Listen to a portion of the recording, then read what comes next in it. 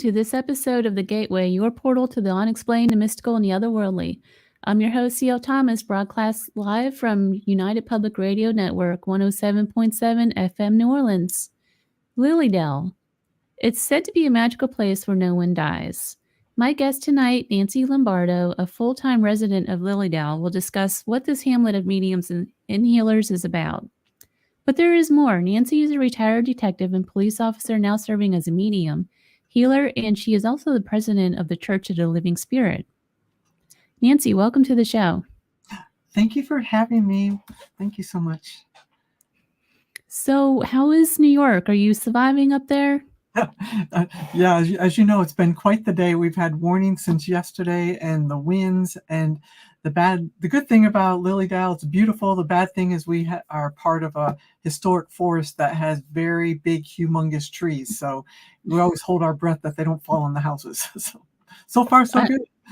I'm so excited to talk to you about Lilydale. I know a lot of people hold this mysterious place with so many different ideas. But to get this started, what led you from the police force into mediumship in Lilydale and psychic healing and things like this? Yeah, quite the segue, right? Yes. It was never even in alignment to do any of this, in all honesty. I grew up 20 minutes from here, so I always was familiar about Lilydale, and I left the area for a long time. I lived in Oklahoma. That's where I did my career at. But I came back here after I retired, and I really wasn't even it wasn't Lilydale. I had a house on Lake Erie. And but I was very interested in Lilydale, always have been since I was a kid. And when my mother died, I came here and got a reading from a medium. I was raised Catholic, so my family didn't really agree with stuff in Lilydale. Yeah. But when I came back here, I was very interested. I wanted to understand what they were doing, how they were doing it. And so I came to a circle, a mediumship circle. That was run by Dr. Judith Rochester, and she lives here full time, and she's a bit of a mystic here. She's a medium to all the mediums here. And I came to her circle, and that first night I remember one of the girls in her class told me, like I was right where I was supposed to be. And that's how it all started. Believe it or not, within a couple months after that, I drove out of Lilydale and I thought to myself, I'm moving to Lilydale. I mean, it was just random. Nobody ends up here. Nobody's like, oh, I'm going to go move to Lilydale. You'd go talk to anybody that lives here, and that's not how it happens. It's like almost a calling. It's just like a calling to come here to Lilydale. And it's not easy you can't just decide one day that you want to buy a house in Lilydale. There's a whole process to it, right? A whole process to it. And it's funny you say that because, we get about 20,000 visitors, and most of the people, when they see the quaint Victorian town and the fact that we have a beautiful lake plus a historic forest, they're like, oh, I want to buy a house there, because you'll see signs up.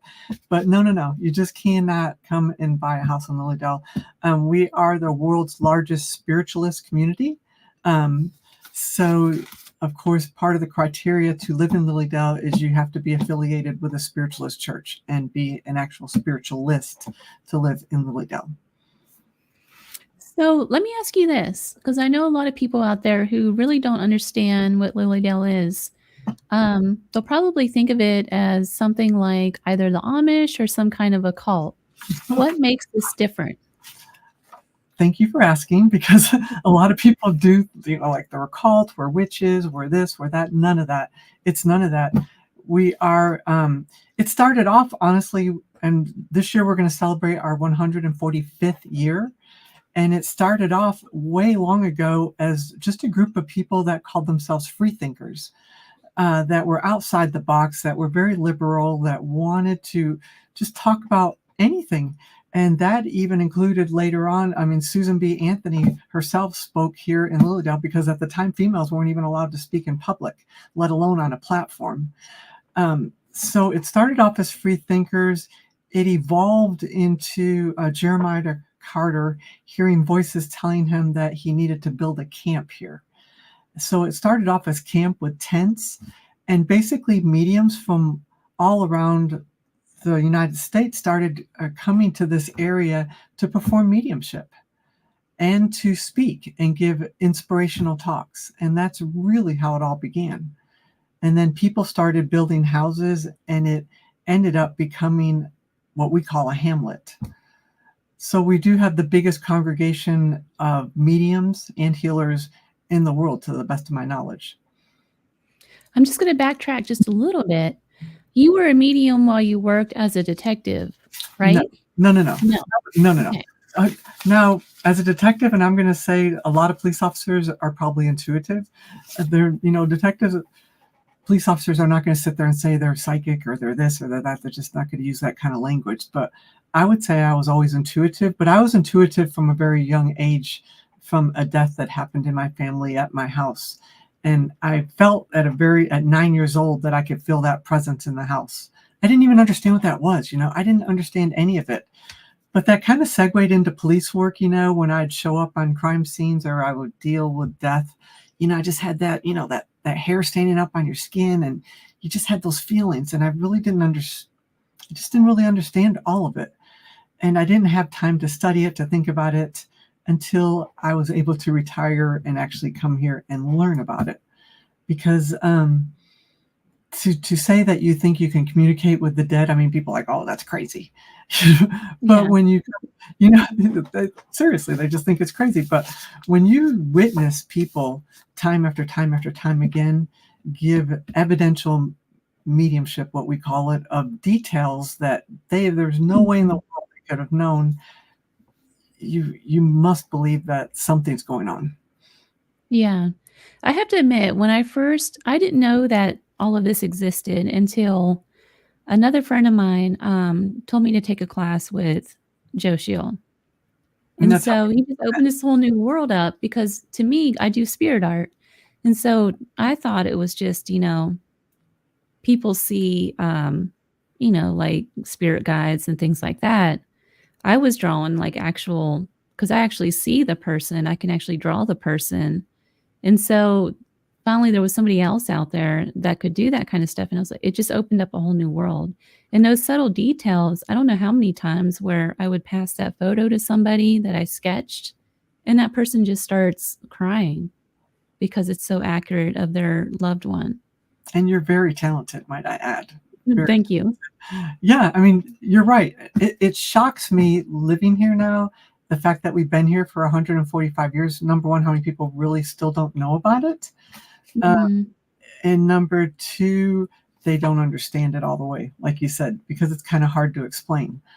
But what I can tell you of us being here for 145 years, that when you come, we are a gated community, so you have to come into a gate. We only have a season 10 weeks out of the year, so 10 weeks you're going to have to pay a gate fee to get in. Other than that, we're open year round. You can just come in and walk around, walk the woods, see what we have to offer. But when you enter that gate, undeniably, everybody always comments. There's a feeling they get, and there's just an overwhelming feeling, because so many people have been sharing and putting together so much energy of 145 years. It's undeniable when you walk in that gate. It just is. That was actually one of the questions I wanted to ask you on the list here, is that with so many mediums in one place, it seems like it would be just such a spiritually charged and magical place. And you just said that's the case, right? Yeah, and they don't even understand it. It's a sense of calmness, and it's peaceful for sure. Now, I will say in the summertime we have quiet time, which means that it's funny. It sounds funny, but I mean it makes sense. They don't let us do construction on our houses. We try to watch, when we mow our yards. Everything is very calm, very quiet, to keep the integrity of the mediums doing their work in the summers, and all the outside services we have going on. So it is very quiet. You'll hear the birds, you'll hear the crows, but you will also just feel that energy. You can just feel it. And that is so interesting. Yeah. So out of all the places in the world, like the desert and out where I live in Las Vegas, whatever, why that place? Why did they choose the grounds that Lilydale is on? Because Jeremiah Carter, who was a very famous person, like I said, he said that he heard spirits telling him to make a camp here. This originally, the free thinkers actually started at a place about 10 miles from here, a very small little community called Leona.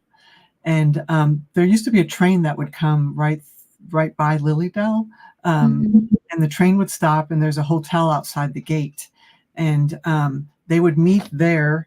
And like I said, the spirits told this Jeremiah Carter that he needed to make a camp, and he purchased 20 acres, which included Lilydale, and they started this camp of free thinkers, which eventually turned into a camp of mediums and healers and very sought after speakers for years. Does that mean, though, that that ground is somehow different than everything else, you think? It is built on sacred Indian. It has Indian history to it, so we are built on Indian land, and there's an Indian history, an Indian house here, native history here also, so that combines. We have a healing temple that is like a church, and we do hands-on spiritual healing. And you'll see more people come here to receive spiritual healing, honestly, than come here for the mediums, because once again, just that movement of energy. And I have to compare, a lot of people compare it to Reiki because they don't understand really the difference between Reiki and spiritual healing. But we've had lines outside of that healing temple, lines of people waiting to get in to spend. And I'm one of the healers. I work in that temple in the summertime, that they come in just to spend 3 to 5 minutes with the healer, and they walk out in tears because they don't even understand what happened. When did you discover that you had these abilities to assist with healings? And what sort of healings? In all honesty, I would feel like my work as a police officer, honestly, as a detective, that I was kind of like a healer in a way, Yeah. in a different sense of the form. And I feel like I've been that person my entire life. I've always been that person giving of myself, and others come first. And I really wasn't able to just completely put myself into the whole thing of it until I got here. And I didn't, in all honesty, my entire career, I was almost probably agnostic. I didn't have time to think about anything or believe in anything. But when I got here and was learning about spiritualism, and it is a religion, and it's a science also. And basically the difference between spiritualism and all other religions is that we believe in communication with dead people, basically, and we believe in healing. Basically the two things that separate us from other. So it was a learning process. It was like you going to classes. I started becoming a sponge, trying to learn everything I could. And then, like you too, we were doing circles. You're practicing. Think about how much of the brain we don't utilize.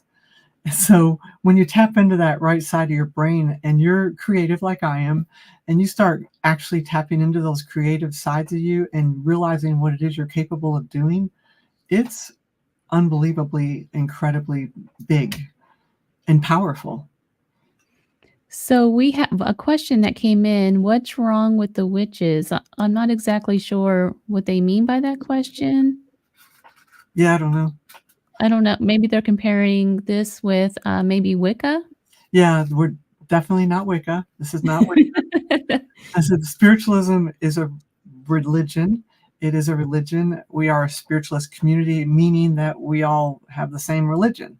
And there are mediums here, and there are healers here. And you see mediums all over the internet now. I mean, Yeah, you do. everywhere. All it is that we have a lot of mediums living in one area here, and you can come here and you can find, they have placards on their houses, and they'll say that they're mediums, and you can, sign up and get a reading with the mediums here. So whenever you moved to Lilydale, what was that initially like for you?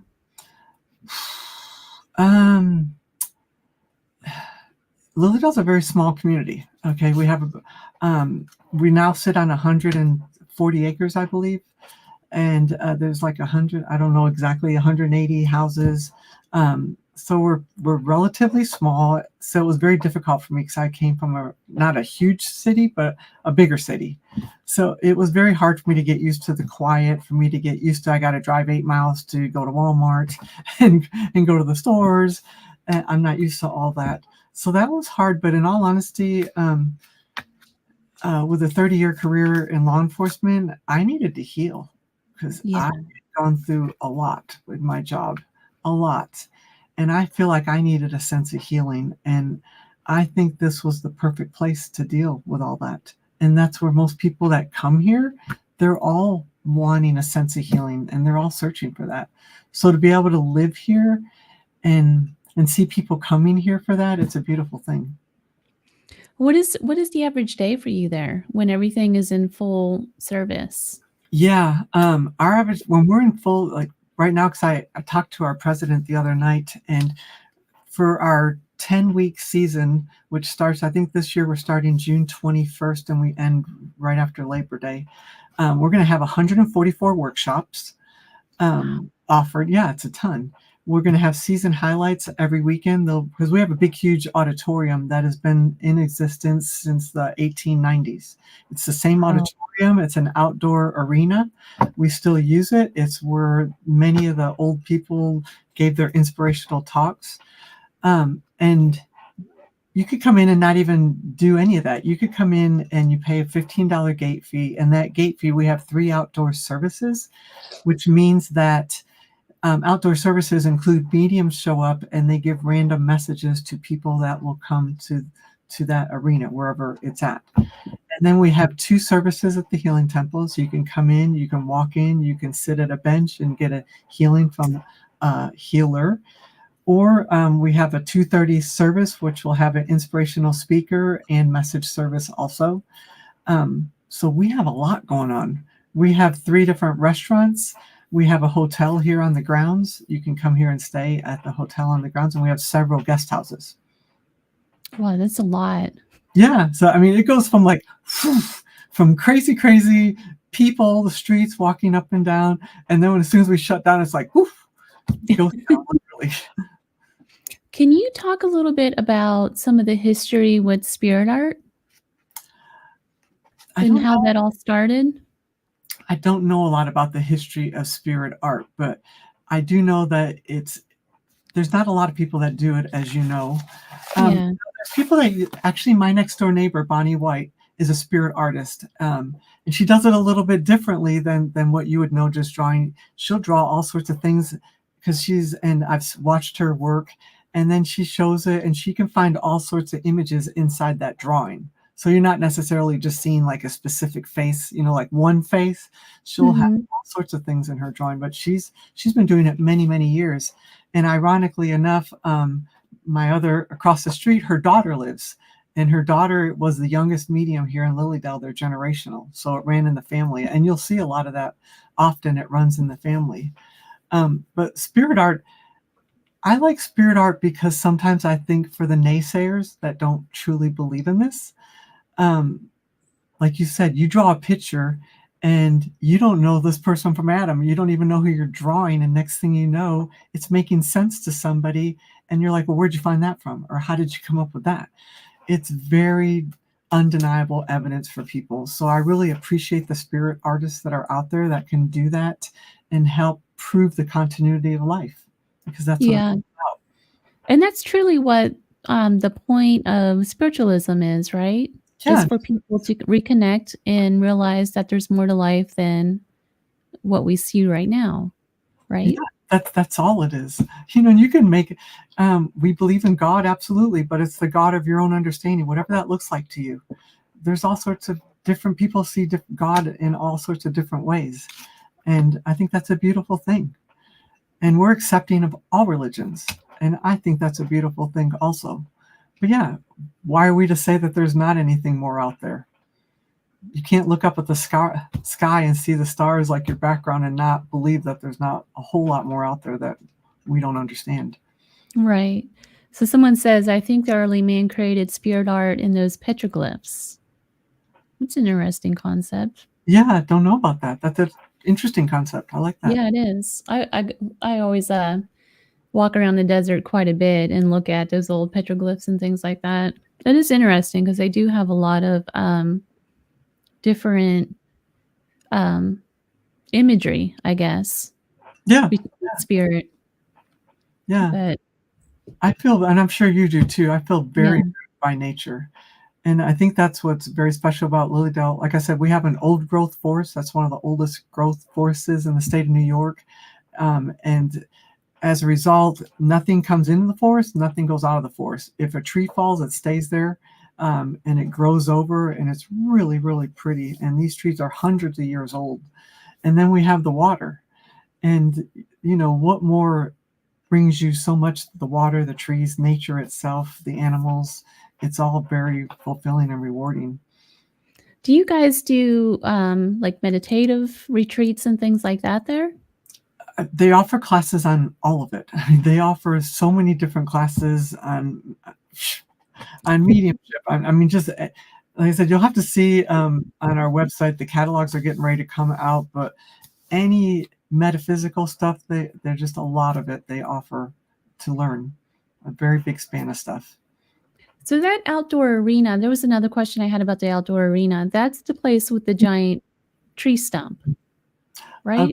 Okay. Well, we have one that's called the Forest Temple, which is, Forest Temple actually has like an enclosed little thing that says Forest Temple, and you could sit out. Now the stump is an actual tree stump, and you walk through the woods and all the way down. And for 145 years, they've been going down to that stump and giving messages. And they have pictures of it. And, back during the wars, hundreds of people would be down there, especially women whose husbands were at war, who they lost in wartime. They were all grieving and searching and wanting answers for sure. But the stump is very, very special. It's right in the midst of the old growth forest. So once again, nothing leaves, nothing stays. We're very particular, but you can't trash and all that stuff. It's a sacred area, and a lot of times we have a path that goes all the way around. And I'm a runner, so I love to run down there. And sometimes I'll stop and just put my hands on the stump because I just love the energy of it. Do you have any specific clients that you've had over the years that was really you just saw like such a transformation in them from the healing work that you can talk about? Now you must understand that as healers, we always say we're not the healer. I'm not a healer, okay? We're the conduits of energy. When we ask people to sit for a healing, we tell you to go to your God, your power, and bring that energy in and through us to you. So I'm not the healer. I'm not a healer. I help move that energy, and I help bring that energy to you. And I can't say specifically, but I will say there's several people, like I said, they'll sit at the bench and they'll just be crying. And I'm talking about 2 to 3 minute time period, and it's not like you're just very gently moving energy around them. And they're just very touched. We've had many people come there with cancer, with this, with that. And I'm not going to say that they walk out and they're healed. That's not the way it works. In all honesty. But we have documented several instances of healings that have taken place. Barbara Sanson, who has been running the temple for 30 some odd years, she has kept a book of all the hundreds of healers that have worked in our temple, and they do document several incidents that have actually produced miraculous events. That's really amazing. Yeah, it's very. So you are right now the pastor of the Church of the Living. Is that right? Yes. Living Spirit. What is that? We are. Is that part of Lilydale? We're here in Lilydale, and we have our services at the Assembly Hall, which is a historic building here. And before I say that, all of Lilydale itself last year was put on the National Historical Registry because we are still historic. Our buildings, my house, several of the houses here were all on the Registry of Historical Places, which is really cool. So we have our services at the Assembly Hall. We are a spiritualist church. To the best of my knowledge, we're the largest spiritualist church in North America. So we have a lot of members, and we have members from all over the world, which is cool because we have a hybrid service.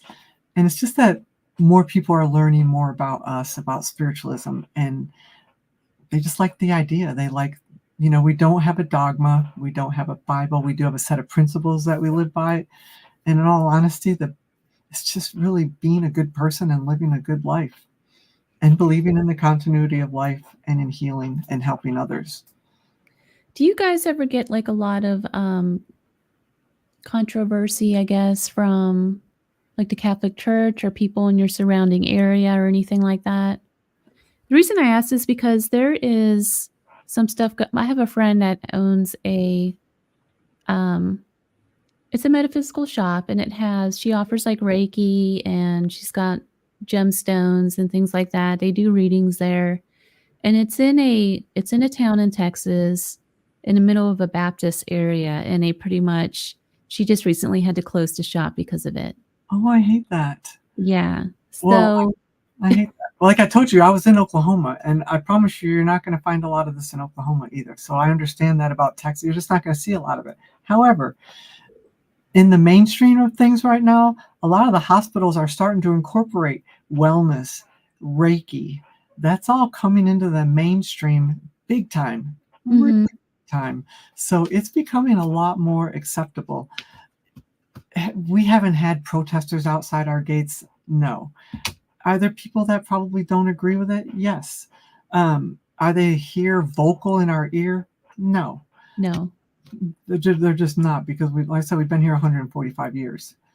So we've been here a very, very long time. And that's okay. It's okay. Even when I was a police officer, my best friend was an attorney. She was a defense attorney. And we always said it was okay to agree to disagree. And that's what life's all about. Right.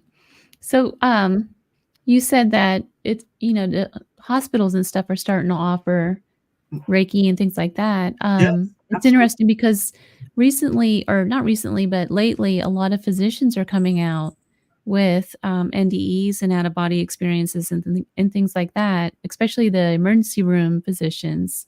Yes. They're actually writing this stuff up in the medical journals. Yes, they are. It's becoming more out there in the open now. I think at the organization under Raymond Moody, I believe, Dr. Raymond Moody. He was here last summer. Was he? Yeah, he was here in Lilydale. He gave a workshop. He was one of our season highlights, and he was wildly popular.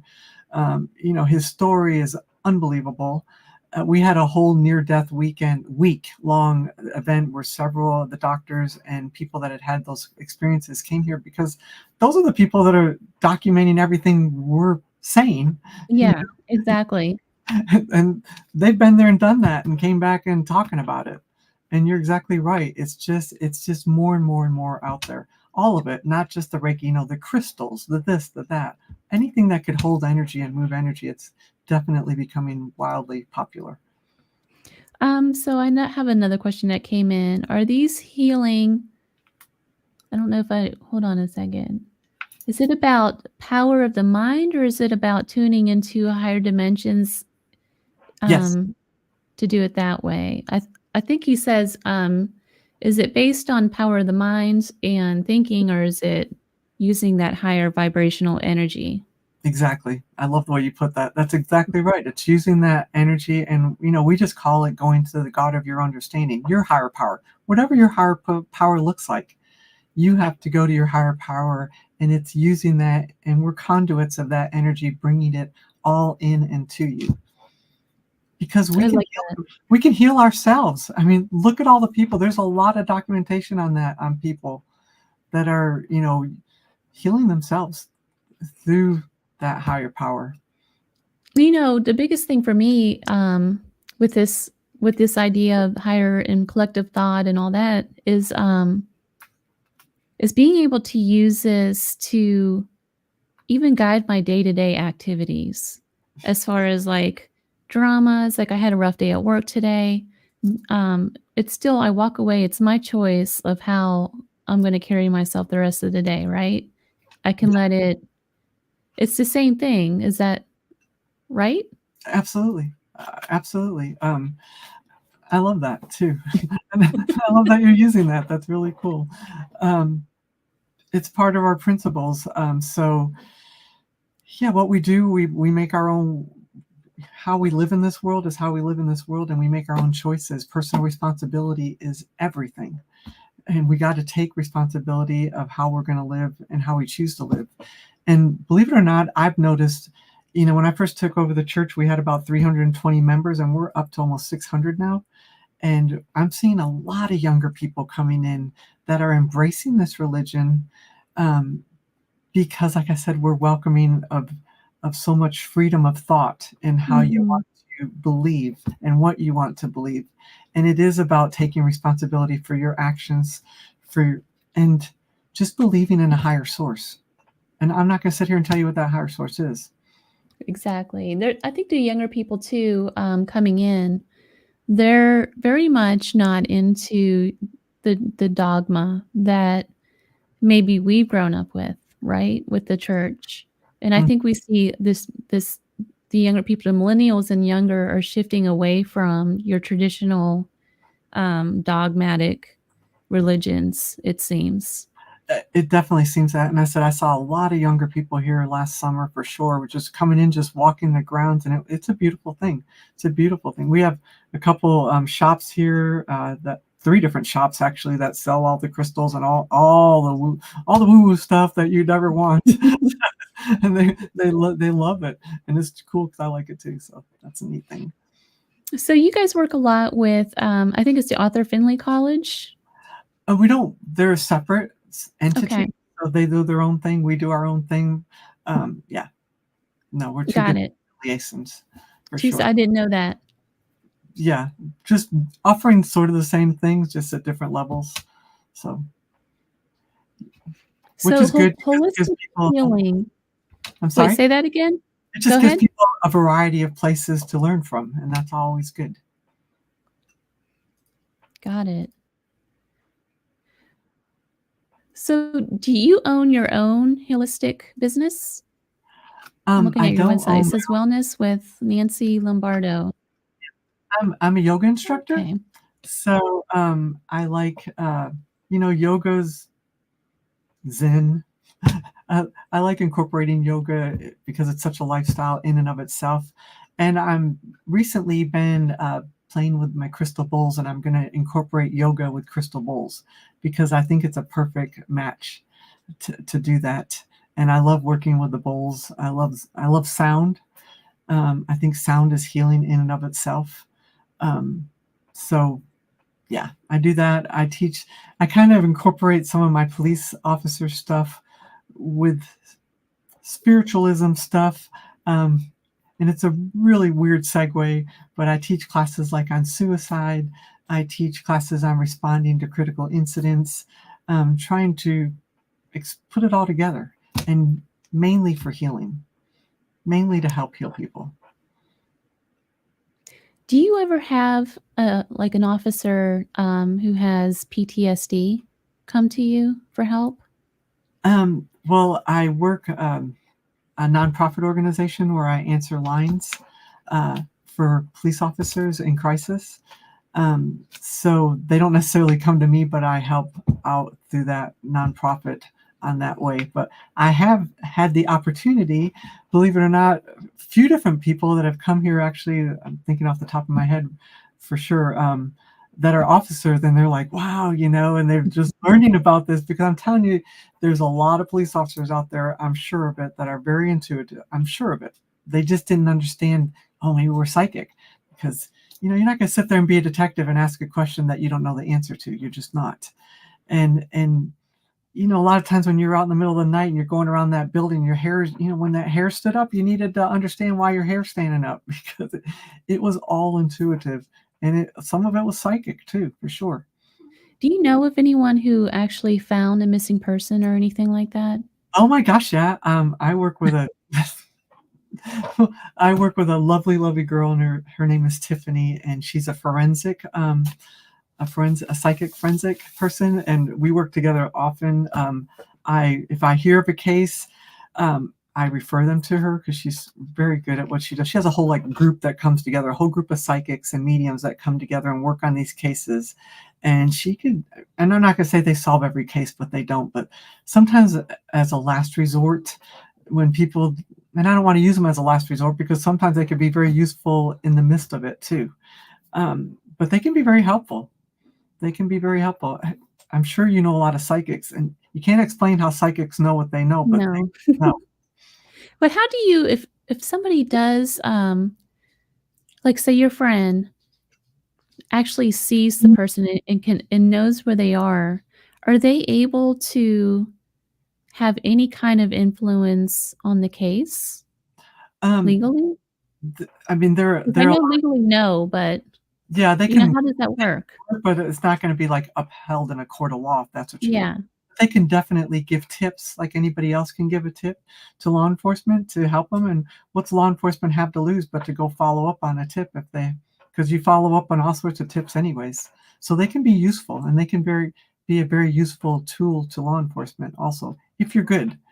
But, there's a lot of them that aren't good, that try to do the work, but there's several that are very good. And I think they could be very helpful for people, because I'd hate to I don't even know, over 100,000 missing kids right now in the United States. I mean, it's a big number. I used to work internet crimes against children, and it's horrible what That's happens with. amazing. Yeah, I know in Vegas, there's, I think exactly. it's a couple hundred go missing off the Strip every month Well, not of only women. but they show up on the strip being trafficked. So, you guys got the best of both worlds in Vegas. There's just a lot going on in Vegas for children for sure. But the police are working diligently in Vegas also. They're I mean, there are units there, because I had an opportunity to work with some of them, and they are on the ball all the time. Yeah, it's something they don't really publicize. I didn't even know that until I moved here. Really? Um, I didn't know, and I just went one night I couldn't sleep, and I just went downtown and walked around, and then my friend calls me, and she goes, "You can't do that here," and then she started telling me all of this stuff, and I thought, "Wow, I had no idea." So, It's crazy. That's crazy. But yeah, I like the fact that, and a friend of mine, Lisa Williams, she does a whole year forensic certification for psychics and mediums. And let me tell you, she puts them through the ringer, and she will not even pass them at the end of the year if they don't meet her standards. So she's getting a lot of them trained in this area to hopefully help some of these families that just want to find out, because I can't imagine ever not knowing whatever happened to your child. It's a yeah, horrible that pain. would have to be the worst thing ever, and then you watch all these TV shows Mm, that have that kinda I just can't even imagine yeah, losing a child like that, having a kid stolen. yeah. Um, Another thing that happens a lot here in Vegas is, with the Native Americans, a lot of them are the kids go missing, the women go missing, but there's this thing about, they're not investigated like they would on the Vegas Strip, for instance. Well, because a lot of that, because when I worked in Oklahoma, we're right there on Indian land. Also, there's pure lines of jurisdiction, lines of what we can do and what we can't do, depending on whose land it is. So it gets very complicated. And I think It's the very natives, sad. they're probably understaffed for the amount Mhm. they have to deal with, and that's probably what they're dealing with. But sometimes we interwork with each other, both agencies, but it's just a lot, and it's very complicated. Well, Vegas, I think the last I heard anything about, people missing off the Strip, there's a theory that they're ending up over the border in sex trafficking. Probably, So, I'm not real sure how that all works, but yeah. I'm trying to think, that movie that came out last year, and it was very accurate about all that. Um, it was based on a true story, and yeah, sadly, a lot of that happens for sure. do you have any specific stories that you can tell about any of the cases that you know of where a medium was able to help in some way? Um, Tiffany had told me a story, and I can't remember the details of it, so I'm not going to say. So no, I don't. I don't. Got it. I don't. When you were coming into mediumship, um, was your life transformed? Like, I know you said you had experienced healing, Mm. but What was that like? What was it like for you? As far as like you were this tough police officer, and then all of a sudden you're now a medium.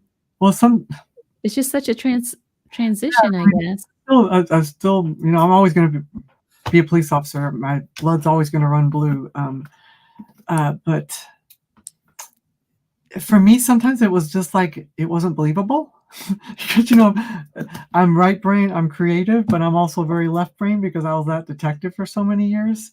So, well, I said when I started practicing and when I started getting information and when I got paired up with people, and I'm saying stuff like, "Does this make sense to you?" And it did. And I can't sit there and where'd that come from? I know you said that you can sit there and draw. My mediumship is more feeling. I mean, I just have this Mhm. this innate feeling, and I can see in my head. I can't sit there and draw like you can, but I definitely see images in my head. And it was just like, this is just crazy. I mean, I really thought it was crazy because it just didn't seem real. But then, like I said, the more you work on it and open yourself up and evolve and unfold, it just gets more and more and more. I mean, last night I had a dream, and my sister who had died a year ago, my sister's in the dream. A priest that had died a couple years ago, he's in the dream. They always say that the veil, we're the closest to that side when we're sleeping, and Mhm. more that they're creeping in more and more a lot of times in my dreams, which makes me know that they're I'm getting closer, Yeah. breaking down that wall. Do you do readings now? Um, we're registered mediums here are allowed to do readings on the grounds.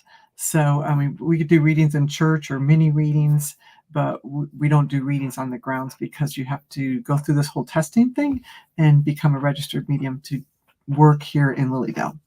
Okay. There's the reason I ask is because you said that you visualize a lot and you see them in the dreams and things like that. I have another friend who hears them Mhm, all mhm. the time. Well, all the Um, clairs, I'm sure we learned yeah. about the clairs, didn't we?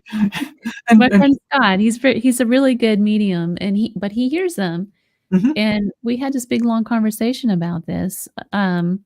I don't necessarily hear them I as don't often. I see stuff more, so that I guess that's why I'm better at the spirit art because I can sketch. It's easier for me to sketch what I see than to actually hear the message, I guess, is what I'm trying to say. But yeah, I mean, your sketch you showed me the other day was incredible, honestly. And I'm sure once you draw that sketch, can you not like feel into that drawing? I do. So what happens is I'll pick up a lot of imagery. Um, Sometimes I'll hear a name, just little things, but it's all bits and pieces. Like it's never a story. I can never tell somebody, "Oh, this is your grandma. She says that your something is under the plant bowl," or something like that. That's just not how it exactly works for me. I'll see like the plant bowl or you know what I mean? It's like bits and pieces. I So how it's a challenge to try to piece it all together sometimes. and that's because you have to understand what you're piecing together, and it's all just work. I mean, it's all just constant work and working at it. And I'm kind of the same way. Like when I start, I start off psychically. Just I could tell you this, that, and then psychically somehow just moves naturally into mediumship.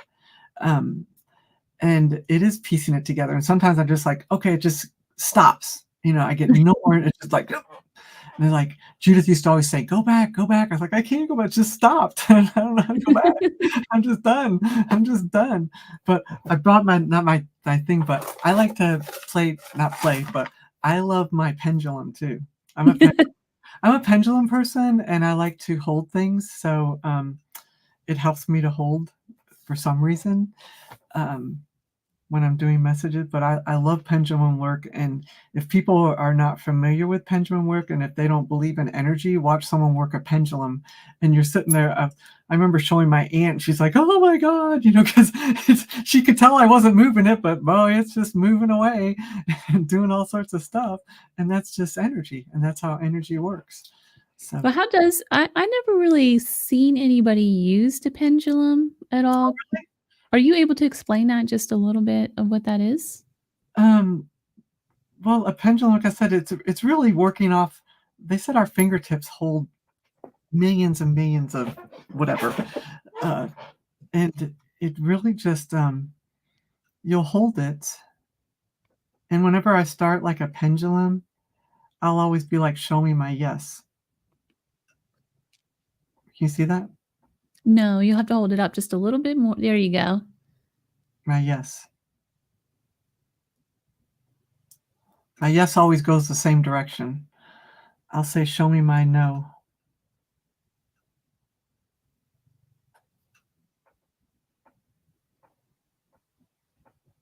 See that? Yeah. My no always goes to, so you check them, you make sure that they're accurate, but there's boards that they have like this one that, has months, numbers, and I can ask and it can go to different directions. Um, it's crazy how it works, honestly, but I mean, I don't totally understand it, but it's definitely energy and it's definitely accurate. And every time, it's never not shown me my yes going one direction, my no going the other, never. And I don't know, it even has its own direction for I don't know, because sometimes it doesn't know. Um, it's just different tools. That people use different tools, psychometry. Exactly, yeah. Hold somebody's, hanky or something and get a feeling from it because they had their energy in it. So it's just goes back to all about the movement of energy. You're exactly right. Some people out there who they think that, they think tarot cards doesn't work, or they'll think that, a lot of people that practice voodoo, they use those, I forget what those are called, but they're like cowrie shells, and they put Mhm. them in a satchel, and then they throw it, and it tells them whatever it is that they're trying to read. And then you got the tea leaf readers, all these different things. To me, Yeah, it all works the same. It's just whatever spirit language you're using at the time. exactly. I mean, just exactly. That's exactly it, right. So, I don't know. I have another question from, I think his name is Kasoon. He says, brain scientists have found out around 2 seconds before you make any decision, the brain fire up a signal to do things. In that sense, we don't have any free will. I don't know about that. Yeah, I don't necessarily agree with that. Yeah, I don't either. I think we Hmm. always have free will. Yeah, I think we do too. Because like I said earlier, we all decide how we're going to react to any given situation at any time. Absolutely. Yeah, So, and how we but react could change the whole scenario of things. yep, I forget who the author is. There's a famous author from, I think, the 1940s.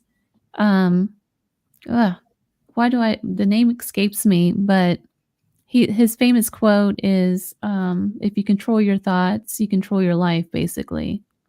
It's, Oh, what is that book? and you're the writer. I know. It's not Think and Grow Rich, but I know he wrote that book too. Outwitting the Devil, maybe? And I forget who the author is. But, Look, yeah, that book. you're gonna make a note and look that up. Definitely look that up, though, because it's all about controlling how your everyday thoughts can control where your energy leads, basically.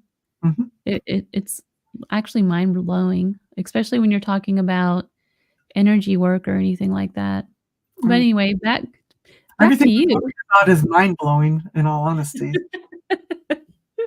I said you can either believe it or you don't have to believe it, but it's that's your free will for sure. But I like to, and I don't say I like to believe it. I have witnessed it, and I live in a community where I witness it time and time and time again, and I see how much it heals people, and I love that. I love that we're able to give people that back and give them healing that they need and help them with their grief and help them with their suffering because there's way too much of that going on in the world right now. Way too much of Yes, that. there is.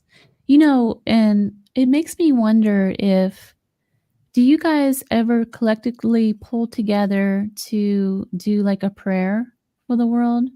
And the reason I ask, because, in Wicca, I think his name is Gerald Garner, and this was in the 40s when the Germans were going to invade England at the time, and he had a coven.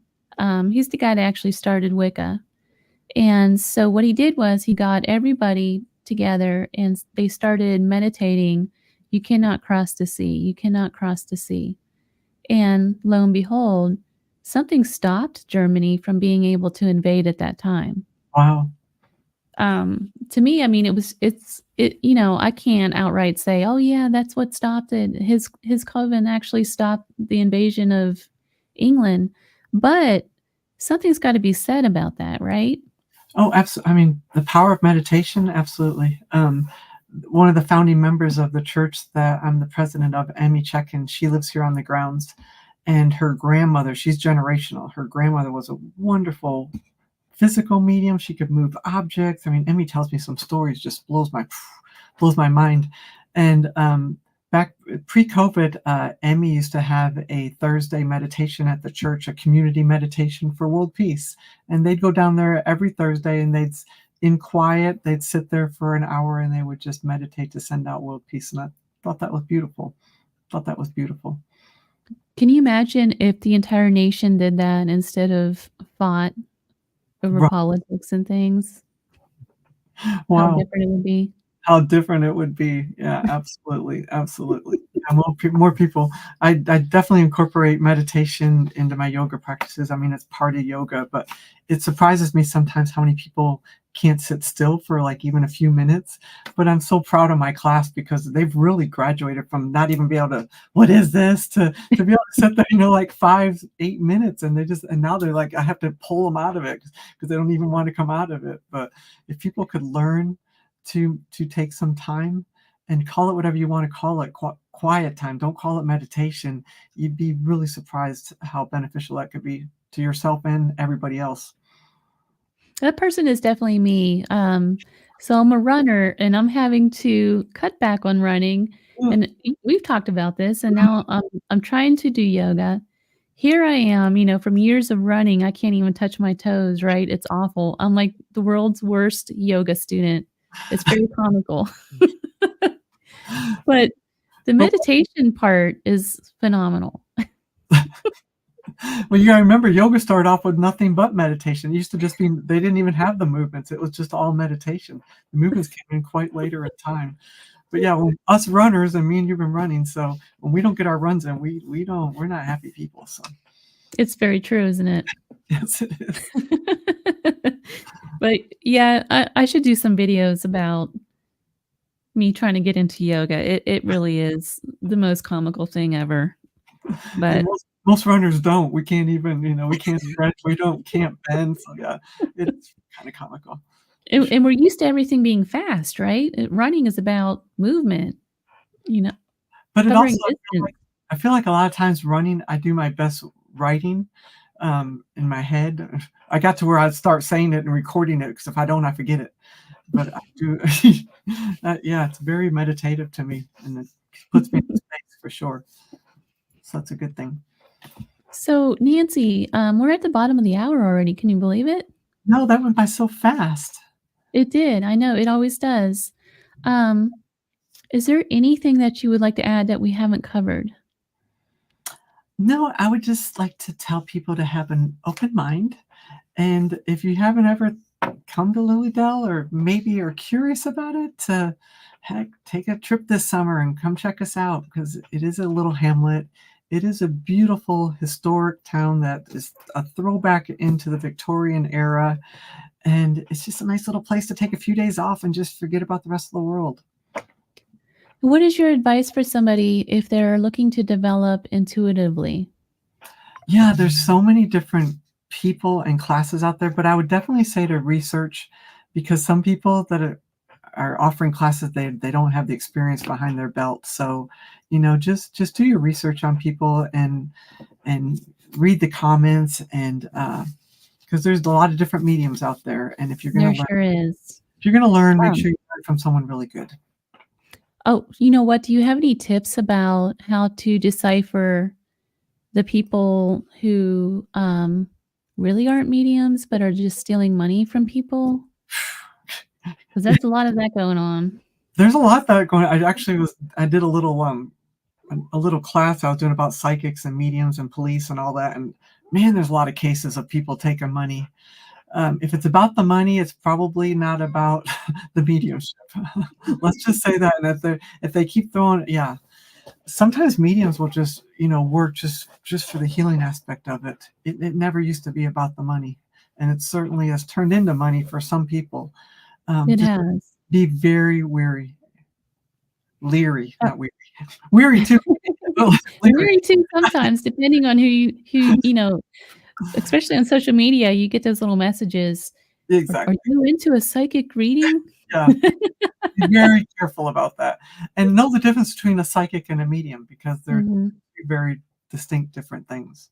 What is the difference? Psychic is just a knowing, and sometimes they predict. Mediumship is clearly going to a dead person, talking to the other side, whether person, animal. It's going to something that is not here on this earth plane. Real quick, just out of curiosity, do you guys believe in any other spiritual beings besides humans, like angels, fairies, any of that kind of stuff? We have a fairy trail here in Lilydale, and we have fairyologist. One of the reverends of our church, she actually showed me a picture that was pretty darn cool that she said she took in the fairy trail. Seriously, I was just like, wow. Um, I'll have to look that up. many people, many mediums go to spirit guides for assistance, or your Mhm. soul, higher power. So yeah, we believe in angels. I definitely, yes. So where can somebody find you if they wanna get involved with the church or anything like that? Yeah, absolutely. Thank you. It's Church of the Living Spirit here in Lilydale. Church of the Living Spirit. We're on Facebook. My name is Nancy Lombardo. I have a site, Wellness with Nancy Lombardo, and wellness includes like overall wellness. And then you're going to be on my radio show for Lilydale, a blog radio show next month, and we're going to talk some more. So, uh, Yeah, I'm very excited. yeah, that's called Enlightening Your Way. So I'm excited to have you also. So thank you And for if they want to sign up for your coaching classes, that. or not classes, but your coaching. I know you Well, do some coaching? But not so much coaching, but I'll definitely talk to him for sure. I don't know if people Okay. wanna call it So life coach. Nancy, life coach. Thank you so much for taking the time to be on. Thank you so much. Thank you for having me. You've been listening to The Gateway, your portal to the unexplained, mystical, and the otherworldly. I'm your host, C.L. Thomas, broadcast live from United Public Radio 107.7 New Orleans. Take care, everyone. Until next time.